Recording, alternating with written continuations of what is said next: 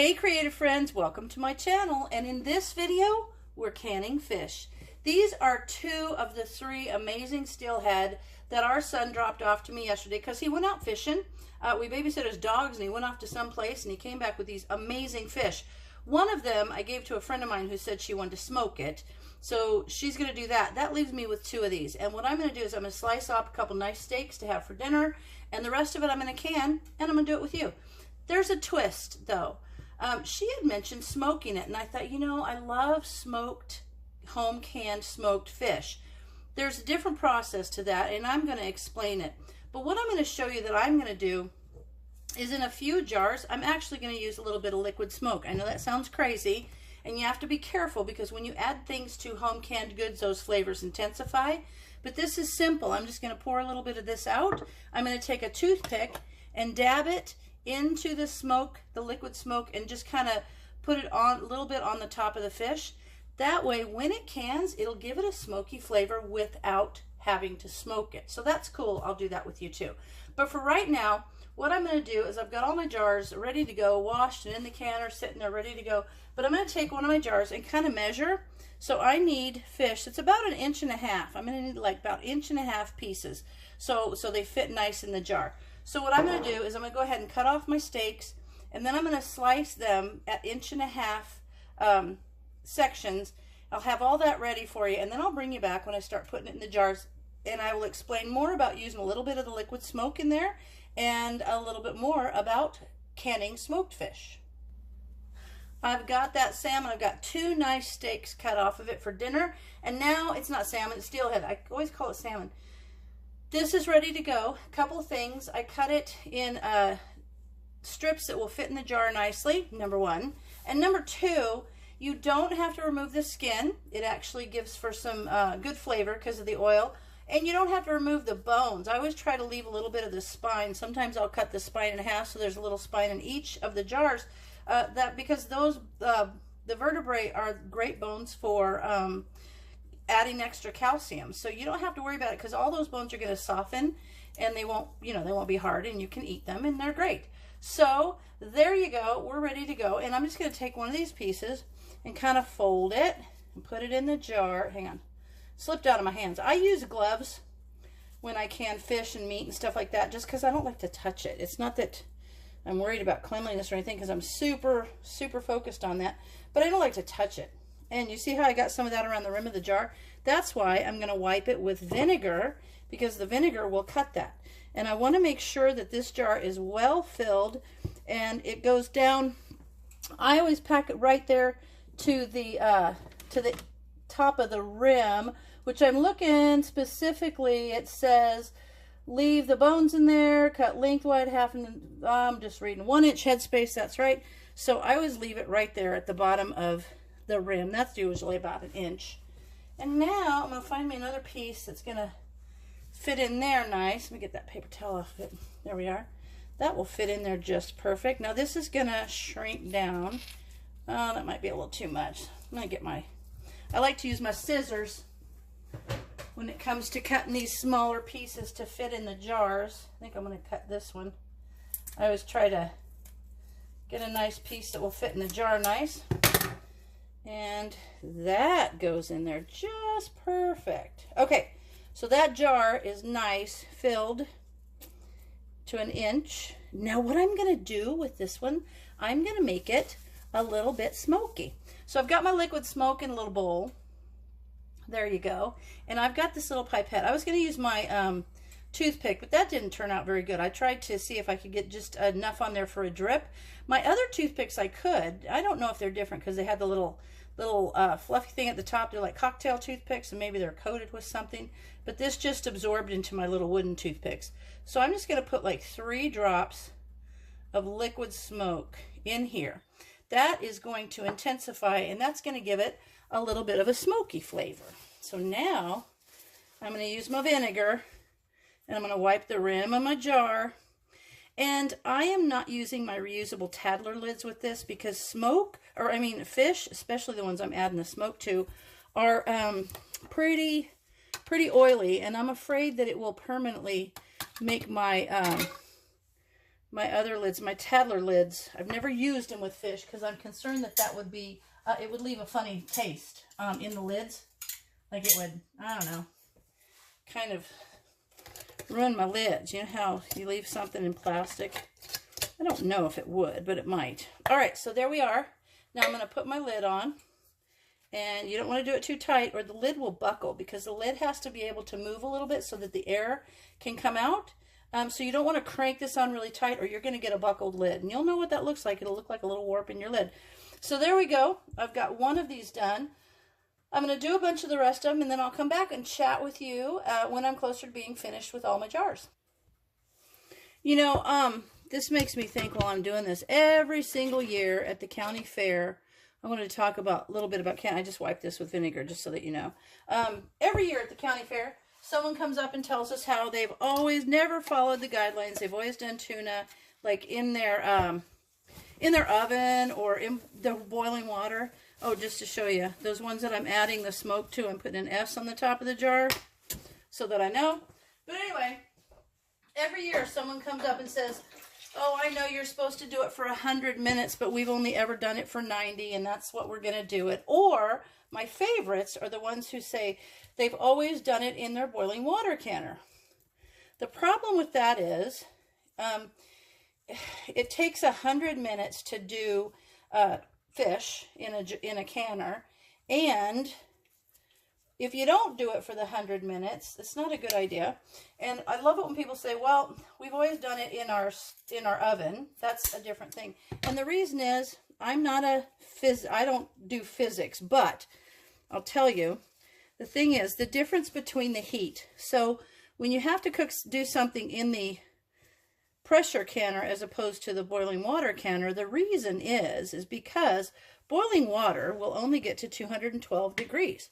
That's as high as it will ever get. It can never get higher than that. Once it gets to 212 degrees, it releases steam, because the steam is then hotter. Well, when you take that steam and you put it in a pressure canner, it gets even hotter. So at sea level, my pressure canner at 10 pounds of pressure will be at about 240 degrees. That is a 28 degree difference in your processing. And if you don't think that doesn't make sense, think about it this way. At 212 degrees, water is boiling. You can put something in your oven at 212 degrees, right? If it's in your oven and you say you have a casserole in there, it's got aluminum foil on it, and you want to reach in there and adjust your aluminum foil at 212 degrees, you could pop your hand in there for a couple seconds and adjust that aluminum foil, right? But would you reach in a pot of boiling water? No, you wouldn't, because boiling water is a different type of heat than dry air heat. And so if you take your tuna or your fish or whatever needs to be pressure canned and you put that in boiling water, it's never going to get hotter than 212 degrees. So you may never reach, it doesn't matter how many hours you do it, you may never reach enough to kill any microorganisms that might be in there that could cause botulism. So I always love it when people say, oh, we've always done it that way and no one's died. Well, you don't get a do-over on dying. So that's one thing. And it kind of reminds me of this. Like, everybody can do their own thing, but it kind of reminds me of the fact that, you know, like when you're driving down the freeway and you see someone run across the freeway because they're cutting it short and they don't, you know, they're just going to run across the freeway. And you're thinking, oh my gosh, what's that guy doing? Hey, that guy may run across the freeway every day. But the first thing you think is, man, he's going to get hit by a car. It doesn't mean he ever will. It just means he could. So when you see people who are avid, rule-following canners who follow only approved guidelines, man, when we see some people do those crazy things like put tuna in boiling water for like 8 hours and think it's done, that's like looking at somebody cross the freeway to us. It's like, what are you doing? That's so dangerous. But people may get away with it for a really long time because they just may never have had a jar that has had the microorganisms in it that can cause botulism. But eventually, one day, they may. So that's why the different types of heat make a difference, the difference under pressure, all of those good things. But just think about it. Would you put your hand in boiling water? No. You certainly wouldn't put your hand in pressurized steam, so the different heats are different. And I might get a couple questions asking why I don't debubble this, because there's no liquid in it. There's nothing to bubble. There's no bubbles. There will be bubbles after the liquid, the oils come out of it when it's canned. But right now there's none of that. Now, when we talk about canning, I'm using the Complete Guide to Home Canning, which is available for free at the National Center for Home Food Preservation. I like to put a link down there for you, so I'll do that. And talking about smoked meats, when I just talked about the liquid that's going to come out of here, the oils that are come out of here. When you smoke meat, it suggests that you do lightly smoked meat, because when you smoke meat, basically it's partially kind of cooking the meat, and then you won't have as much oils. So you actually have to process smoked fish for 110 minutes, not just the 100 minutes like we're going to do this. Because it's drier, it takes longer for the oils to be released. And quite frankly, there might not be as much oil, so it's going to have to stay in that heat a little bit longer. So that's why you do it for 110 minutes instead of the 100 minutes.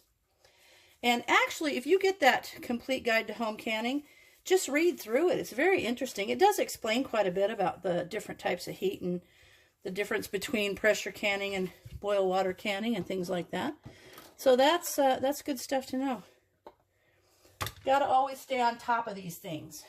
So, all right, let me see. Is there anything else I wanted to tell you? Oh, in this book, it has the instructions for pint jars. But it even says on there, if you're going to do half pint jars, you still do it for 100 minutes. I'm doing half pint. I always like half pint. It's actually quite a bit of tuna or fish in there. Funny thing is, they have recipes on there for quart jars. That's like a huge amount of fish. And the only time I've ever seen anybody do quart jars was from Alaska. People in Alaska that did it in quart jars. But I've never seen anybody that I know do it in quart jars. And you can put a little bit of salt in each of these jars if you want. I don't like to, because I like to add that stuff after I open it, because that makes it awesome. I have added a little bit of barbecue sauce. I've added a little bit of salsa to my tuna. That makes it amazing. And this smoked flavor, what I can do with that is add it with cream cheese and make like a smoked spread. Ooh, see that jar ring? That doesn't look good. I'm not going to use that one. Anyway, I can add it to cream cheese and make like a smoked cream cheese spread. That would be awesome. There's a lot you can do with this. Good thing. Ooh, I forgot to put my S on it. Good thing too, because I got a lot of it. I got a fish in sun. So there we go. I'll be back to you when I get all the rest of this canned. All right, I've got all my jars done, and they're actually stacked 3 high. So down here, I have the shorter wide mouth, and they come up to the 3rd level are these. They're actually just the half pint jelly jars. But they're in there. I'm going to put the lid on. I'm going to put it at high. I'm going to bring it to pressure, vent for 10 minutes, put the weight on, wait for it to come to pressure, and then I'm going to set a timer for 100 minutes. So when all of that's done and I come back, and after 100 minutes, I turn it off and let it come back to 0, I'll bring you back and you'll see this finished steelhead canned. My canner vented for 10 minutes, and then I put the weight on, and I let it come to pressure, which clearly it has. And I just wanted to explain a couple things. This is a Presto canner that came with the dial gauge, but I took it to my local hardware store that sells canning supplies, and they're very good. They test lids and all that stuff. And you can buy the little vent for the weight and the weight itself. And this weight is a 3-piece weight. Hold on, I'll get one and show you. Okay, so a 3-piece weight. I actually don't have a piece because the base of it, this part is 5 pounds of pressure. You add this little disc and it makes it 10 pounds of pressure. And there's a 3rd one that'll make it a 15-pound weight. So I want you to see this. See how this is tipping? That means the pressure is building up in that little post. Hang on, I'm adjusting mine. So as the pressure builds up, it comes up that little tube, that little vent. And it'll lift this, because this is 5 pounds. It needs 5 pounds of pressure to lift it, and there it goes, and it drops back down. That's what's happening, is it's letting the steam out, because it's getting to 5 pounds. I need to turn it down a little bit. See, I'm monitoring it. So it'll raise up, the steam will build and go, and it'll relax. That's what's happening. So when it's doing that, you know that it's maintaining the pressure inside because it's continuously having enough pressure to lift that weight and tilt it. Now, if you put the other one, it would take 15 pounds of pressure to lift that weight. So that's how the weight works. So if you don't want to use the gauge, and mine's pretty accurate, but it's fine. I would prefer to go by this because I know the sound of it and I know that it's working just fine.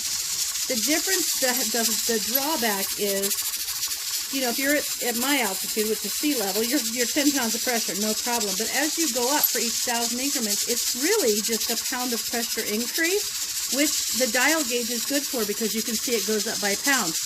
The weight gauge will only go 5, 10, and 15 pounds. So you're always at that big of a difference in the weight. But I'm down here at sea level, so 10 pounds is fine with me. And this way I can kind of putter around my kitchen and keep my ear out. And when I was a new canner, I was so afraid I watched that dial all the time. But that's how the dial and the weight. So they're all done, and it before I even got them out of the canner, I could hear them popping. You see how that goes in there? And I do want to point out this too. You see how there's that black on the top of the lid? If you are a first-time canner and you're canning meats, or especially fish, and you see that, do not worry about that. That is oils that come out and settle on the lid, and the steam kind of scorches it, but don't worry about it. I always try to use older, like not bad rings, but rings that I'm just kind of ready to get used to when I do this, because when they happen like that, I just throw them out. So there you go. There is a whole bunch more steelhead for me to put on my pantry shelves. So I hope this gave you some information. I hope you give canning meat and fish a try. And as always, thanks for watching, and I'll see you in my next video.